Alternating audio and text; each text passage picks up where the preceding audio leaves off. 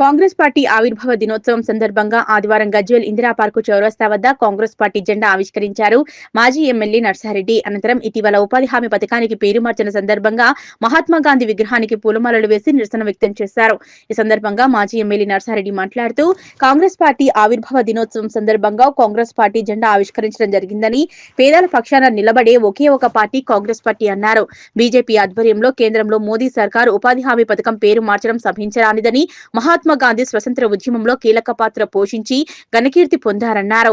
వారిని దేశంతో పాటు ప్రపంచం కీర్తిస్తుందని, అలాంటి మహాత్మా గాంధీ పేరు ఉపాధి హామీ పథకానికి తీసివేయడం సమంజసం కాదన్నారు.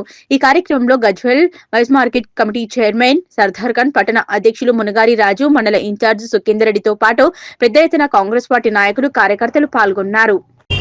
మన కాంగ్రెస్ ఆర్పిఓ దినోత్సవం ఫార్మేషన్ డే 141 సంవత్సరం కాంగ్రెస్ పార్టీ స్థాపించి, మరి మేమందరం కూడా నిన్ననే మా ఖార్గే గారు పిలిపించారు.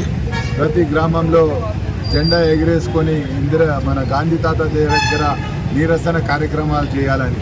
అందులో భాగంగా ఎందుకనంటే జాతీయ ఉపాధి హామీ పథకం ప్రజలందరూ చేసుకొని బతకాలి అనే ఆలోచనతో ఒక మంచి కార్యక్రమాన్ని కాంగ్రెస్ ప్రభుత్వం మన్మోహన్ సింగ్ ఆధ్వర్యంలో తీసుకుంటే దాన్ని నీరుగార్చే ప్రయత్నం ఇప్పుడున్న మోడీ ప్రభుత్వం చేస్తుంది. పేరు మారుస్తూ పాటు ఇంతకు మొదలు కాంగ్రెస్ ప్రభుత్వం 100 దినాలు ఉంటే తర్వాత 150 దినాలకు చేస్తే ఇవాళ వీళ్ళు దినాలు కూడా తగ్గించి దాన్ని ప్రాముఖ్యతను తగ్గించే విధంగా చేస్తున్నారు. కాబట్టి మీరు అందరూ గమనించాలి, కాంగ్రెస్ పార్టీ ఉన్నప్పుడు ఎన్ని మంచి కార్యక్రమాలు తీసుకురో అవన్నీ నీరుగార్చే విధంగా ఇప్పుడు మోడీ ప్రభుత్వం చేస్తుంది.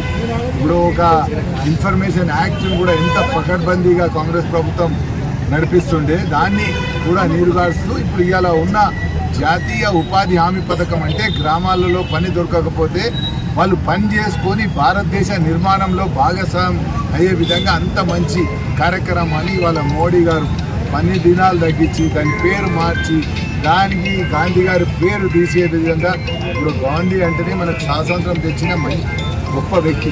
అటువంటి వ్యక్తిని ప్రతి ఒక్కరు స్మరించుకుంటూ ఆయన అడుగుజాడాలను నడవాలని అందరూ కోరుకుంటారు.